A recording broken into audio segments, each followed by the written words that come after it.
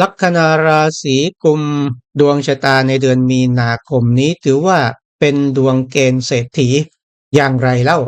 ดาวอาทิตย์เข้ามากุมลักษณ์เรียกว่านรเกณฑ์อุดมเกณฑ์นะครับพระศุกร์พุธเข้ากุมลักษณ์ลักษณะนี้ก็ได้ซึ่งอุดมเกณฑ์จะมีกิจกรรมกิจการงานบางอย่างที่จะได้นำพาบรรดาญาติพี่น้องผู้ร่วมงานผู้หลักผู้ใหญ่ดำเนินการจัดการดาวอาทิตย์เข้ามากุมลัคนาตั้งแต่ช่วงกลางเดือนกุมภาพันธ์อยู่ไปจนถึงวันที่15มีนาคมนี่เรียกว่าอาทิตย์นรเกณฑ์อุดมเกณฑ์นระสุริยะเรืองรังสีโสระชีวมีถูกต้อง3 องค์เทพโสภีกุมลักษณ์ชาติใดได้ดังพร้องยศนั้นนาพันธ์ก็เป็นช่วงที่ดาวอาทิตย์จรมาให้คุณต่อดวงชะตาแม้ว่าอาทิตย์จะเป็นประเกษตรก็ตามแต่สำหรับลัคนาราศีกุมก็ถือว่าได้เกณฑ์เศรษฐีนรเกณฑ์อุดมเกณฑ์ดาวพฤหัสคู่สมพลอาทิตย์ก็ร่วมอยู่ด้วยแล้วดาวอังคารก็โคจรเข้ามากุมลักษณ์ได้คู่มิตรกับดาวพฤหัสกุมลัคนาก็ถือว่าได้อุดมเกณฑ์อีกดวงหนึ่งเป็นช่วงที่จะมีกิจการงานเข้ามาให้จัดทำมีเกียรติเป็นอย่างมากแต่เรื่องเงินทองคงต้องมองถึงดาวพฤหัสบดีพฤหัสบดียังโคจรเป็นประเกษตรในเรือนภพปุตตะแล้วก็ในณวางตลอดทั้งเดือนนี้อยู่ที่ภพสหัชชะ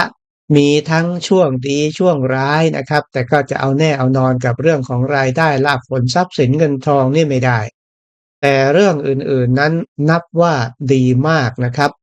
แม้ว่าดาวภพการเงินและดาวลาภะยังโคจรไม่เข้มแข็งมีเหตุให้เสียทรัพย์อยู่เรื่อยๆแล้วก็ค่อนข้างจะสัดส่ายไม่มั่นคงแต่วันที่2 มีนาคมดาวพระศุกร์จะโคจรเข้ามาที่ภพกดุมพระอยู่ไปจนถึงวันที่26 มีนาคมจึงเป็นช่วงที่จะมีทรัพย์ลาภผลศุกร์เป็นมหาอุดในเรือนแห่งทรัพย์ก็ถือว่าจะได้จับทรัพย์จับเงินก้อนโตศุกร์นั้นมาจากไหนมาจากเรือนภพพันธุก็คือเรื่องของบ้านเรือนที่อยู่อาศัยที่ดินอสังหาหรือบรรดาเกี่ยวกับญาติพี่น้องต่างๆก็มาเกื้อหนุนเรื่องทรัพย์เป็นจำนวนมากแล้วดาวพฤหัสก็เป็นดาวภพสุภะแปลว่าความสำเร็จความดีงามฝีมือตนคนต่างชาติผู้หลักผู้ใหญ่พ่อแม่ครูบาอาจารย์ที่อยู่อาศัยความเจริญความมั่งคั่งความสมปรารถนาได้ทั้งหมดเลยมาโคจรอยู่ที่เรือนภพกดุมพระเป็นมหาอุดเช่นนี้ก็นับว่าจะเป็นช่วงที่มีทรัพย์ลาภผลก้อนโตเลยนะครับแต่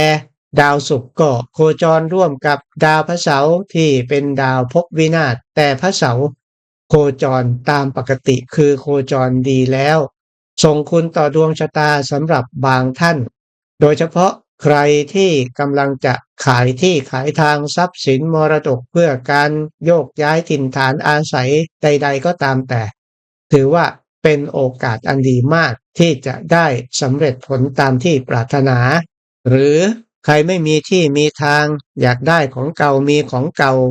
ของที่หายไปก็จะได้คืนเป็นทรัพย์สินเงินทองแต่จะเด่นสำหรับคนที่จะจำหน่ายออกซึ่งทรัพย์สินมรดกของเก่าของโบราณแม้บางอย่างบางเรื่องอาจจะผิดหวังอยู่บ้างโดยเฉพาะเรื่องของเงินทองกับญาติพี่น้องผู้หลักผู้ใหญ่แต่แบ่งปันจัดสรรกันไปด้วยความฉลาดก็สามารถจัดการปัญหาเหล่านั้นได้เสาในฐานะที่เป็นดาวภพวินาศเมื่อโคจรในภพกดุมพระถ้าคิดเป็นเรื่องเงินเรื่องทองก็จะหมายถึงทรัพย์สินเงินทองที่ปกปิดเก็บงำไว้เรียกว่าทรัพย์ในดินหรือสิ่งที่ถูกฝังไว้ก็จะปรากฏหรือบางท่านจะหมายถึงทรัพย์สินมรดกของเก่าของโบราณก็ได้เนื่องจากว่าดาวพระเสาร์ในณวางโคจรอยู่ที่เรือนภพมรณะเป็นอุจจาวิราชหมายถึงเขานำมาให้สิ่งนั้นจะปรากฏเองหรือการได้โชคจากทางไกล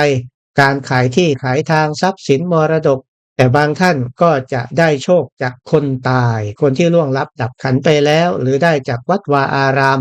เช่นพระเก่าพระบูชาที่ตัวเองบูชาเก็บงำไว้อาจจะมีราคาหรือทำกำไรลาภผลให้มากถ้าเอาออกมาจำหน่ายให้บูชา วันที่2 มีนาคมดาวพระเกตจะโคจรเข้ามากุมลัคนาจะมาเสริมบางสิ่งบางอย่างให้เด่นขึ้นอยู่ที่ว่าคุณตั้งอกตั้งใจทำสิ่งใดสิ่งนั้นก็จะเด่นขึ้นถือว่าเป็นเดือนที่ชีวิตมีสีสันมีคนมาสู่มาหาหรือได้ทำกิจกรรมต่างๆการเดินทางไกลไปต่างถิ่นการทำกิจกรรมร่วมกับบรรดาญาติผู้หลักผู้ใหญ่พ่อแม่ครูบาอาจารย์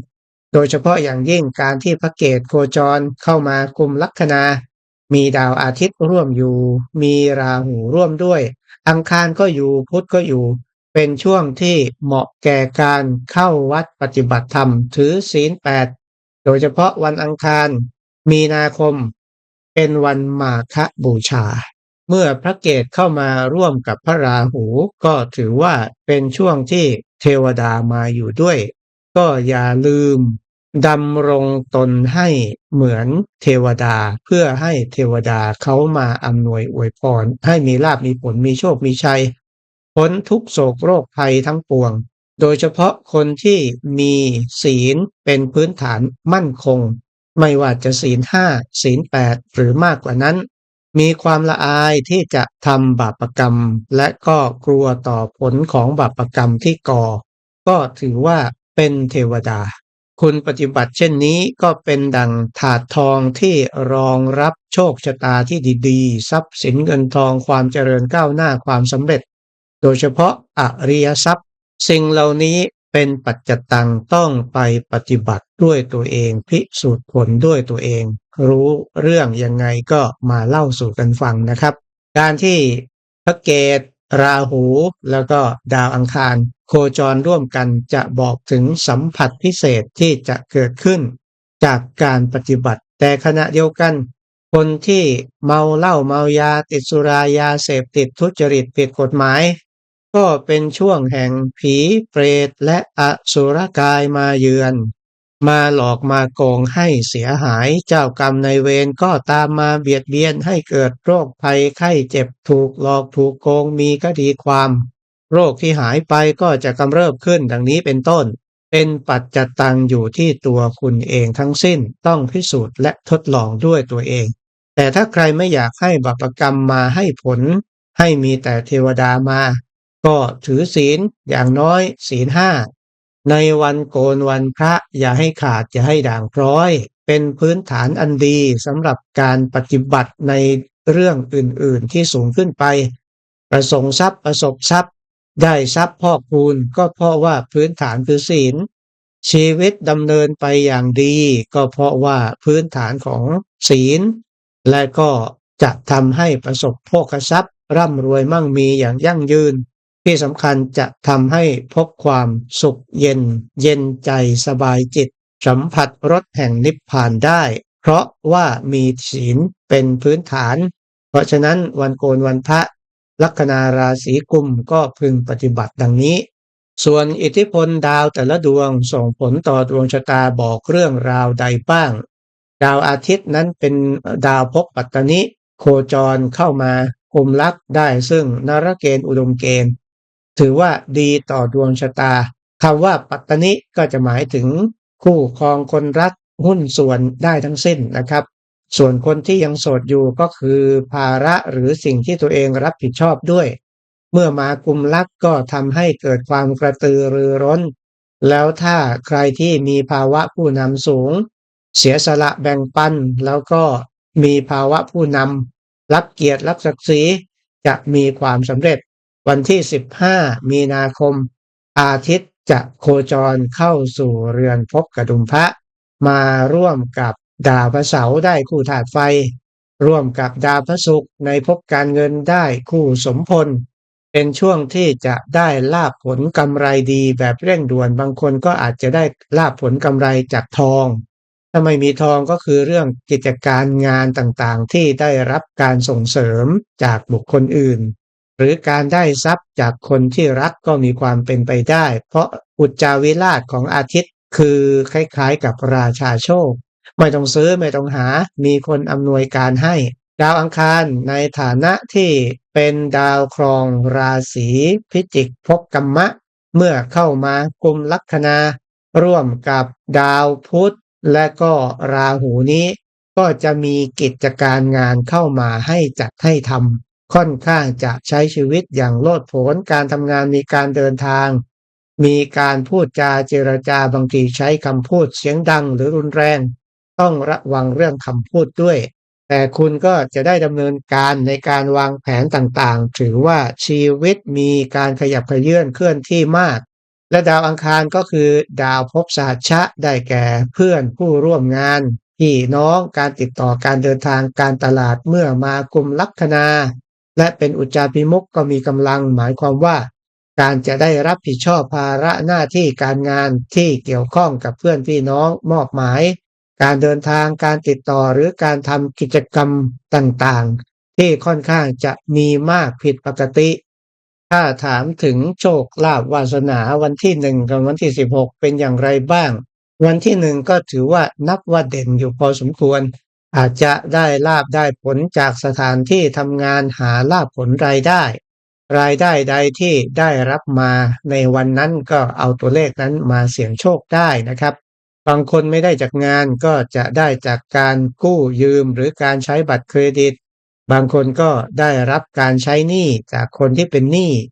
ก็เอาเลขเหล่านั้นมาเสี่ยงโชคได้ส่วนในวันที่16ก็ต้องพึ่งพาอาศัยผู้หลักผู้ใหญ่ครูบาอาจารย์วัดวาอารามหรือผู้ที่ล่วงลับดับขันไปแล้วก็ได้ถ้าไปทำบุญกับเพื่อนพี่น้องก็ดูเลขเซียมซีหรือธูปก็ได้นะครับ ถือว่าเป็นเดือนที่ค่อนข้างจะมีลาภมีผลแต่ที่สำคัญเดือนมีนาคมเมษายนนี้เป็นเดือนที่เซนส์สัมผัสพิเศษลางสังหรณ์พิเศษจะเกิดขึ้นเพราะฉะนั้นถ้าให้ความพิเศษเป็นสิ่งที่ดีอย่าลืมรักษาศีลเจริญจิตภาวนาในวันโกนวันพระอย่าได้ขาดเทวดาก็จะมาคุ้มครองอำนวยผลบอกนิมิตและก็บอกเซนส์ต่างๆ เพื่อความเจริญก้าวหน้าและส่งเสริมสนับสนุนคุณให้เจริญยิ่งขึ้นไปตลอดทั้งเดือนครับ